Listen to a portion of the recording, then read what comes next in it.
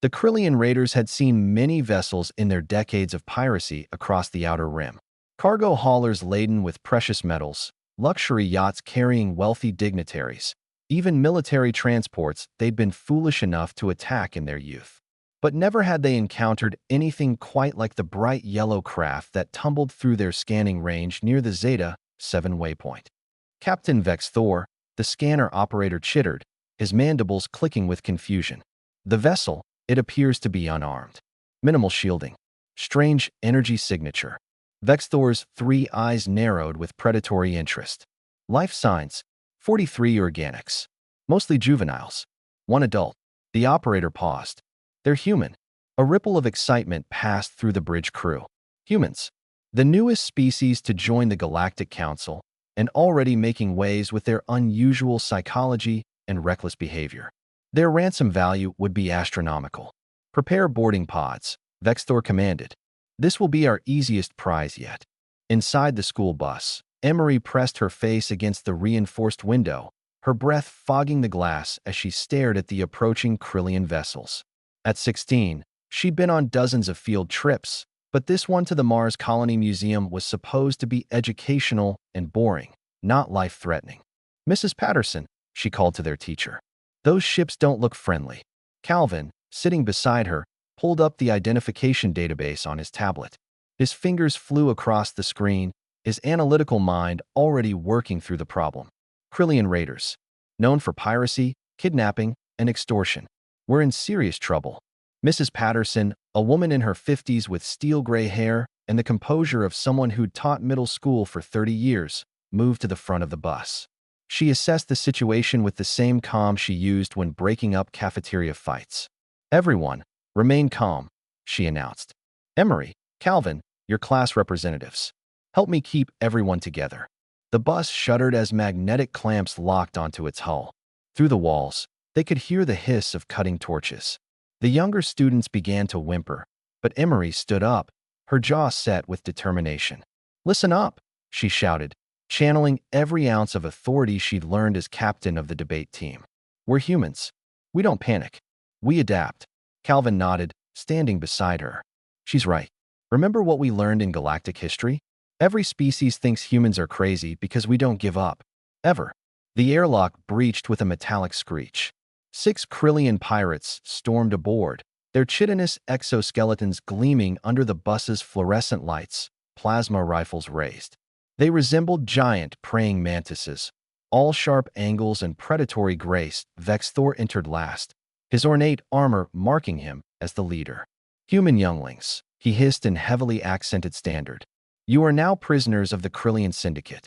Cooperate, and you will not be harmed. Your council will pay handsomely for your return. Mrs. Patterson stepped forward, placing herself between the pirates and her students. These are children under my protection. Whatever you want, you negotiate with me. Vex Thor's mandibles clicked in what might have been amusement. Bold, but irrelevant. You have no leverage, human. Actually, Calvin interjected, his voice steady despite the tremor in his hands. You might want to reconsider. See, you didn't just hijack any human vessel. You hijacked a school bus. A transport for juveniles, Vex Thor dismissed. We are aware. Emery caught Calvin's eye and understood immediately. A smile tugged at her lips, the same smile she wore before destroying opponents in debate tournaments. You really don't understand humans at all, do you? What my colleague means, Calvin continued, adjusting his glasses in that particular way that meant his mind was racing, is that you've made a category error. You think you've captured weak, defenseless children. But human children on field trips? We're basically feral. Feral. Vex Thor's translator struggled with the term. Uncontrolled. Chaotic. Unpredictable. Emery explained, warming to the theme. See, we've been cooped up in classrooms for months. We've been looking forward to this trip for weeks. And now you've ruined it. Mrs. Patterson caught on to what her students were doing. A slight smile crossed her weathered face. I tried to warn you. But if you insist on keeping us here. She checked her watch. Well, it's been 3 hours since lunch.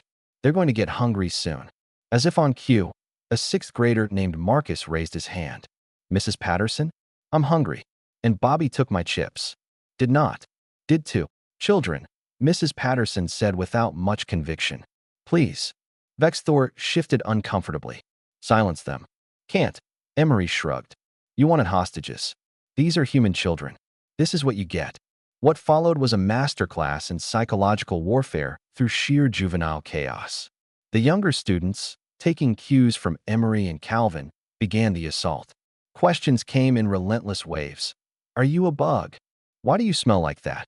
Can you fly? Do you poop? I need to use the bathroom. I'm bored. Are we there yet? One of the Krillian pirates made the mistake of trying to intimidate a small girl named Sophia. She responded by crying so loudly that the pirate's auditory sensors overloaded, sending him stumbling backward in pain. Calvin pulled out his tablet again. By the way, we activated the emergency beacon before you boarded. Standard human protocol. The Colonial Defense Force should arrive in approximately 43 minutes. 43 minutes. Vexthor's voice carried a note of concern. Give or take, Emery added cheerfully. But honestly, you might want to leave before then.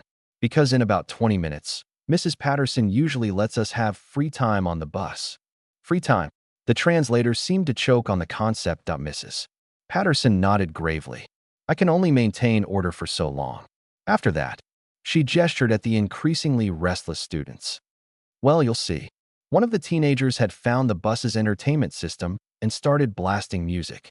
Two boys were sword fighting with rulers. A group of girls had somehow produced makeup and were attempting to beautify one of the more nervous pirates, who stood frozen in horror as they debated whether blue or green eyeshadow suited his carapace better. This is madness, Vexthor shouted over the din. This is a field trip, Calvin corrected. You should see what happens when we go to museums. Last year, Tommy somehow ended up locked in a sarcophagus. It was an accident. Tommy called from the back. Emery leaned against a seat, arms crossed, enjoying the spectacle. So here's what's going to happen. You're going to leave. Tell your pirate friends that human school buses are off limits. Because if you don't, every human parent in the system will hear that you messed with someone's kids.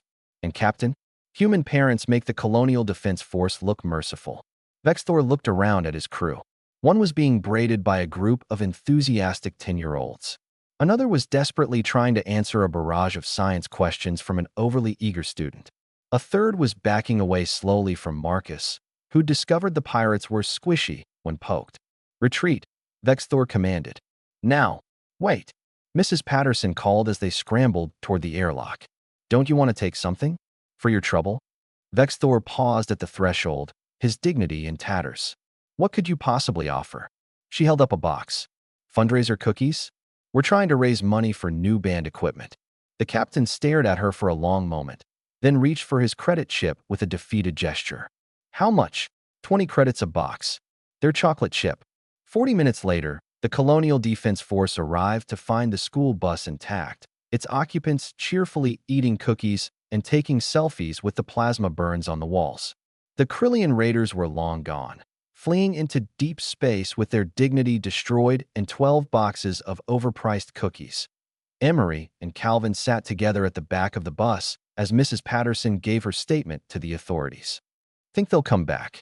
Emery asked. Calvin pulled up his tablet, where he'd been monitoring pirate communication channels. Actually, Vexthor just posted a warning on the Krillian Syndicate network. Avoid yellow human transport vessels. Content's extremely hazardous. Recommend immediate retreat protocol. Emery grinned. Another successful field trip, then. Educational, even, Calvin agreed. We learned that humans don't need weapons to be dangerous. We have something far more powerful. What's that? Teenagers with too much free time and absolutely no fear. Mrs. Patterson returned, settling into the driver's seat with a satisfied sigh. Well, class, I think we've all learned something valuable today about interspecies relations and the importance of preparation. Now let's get to that museum.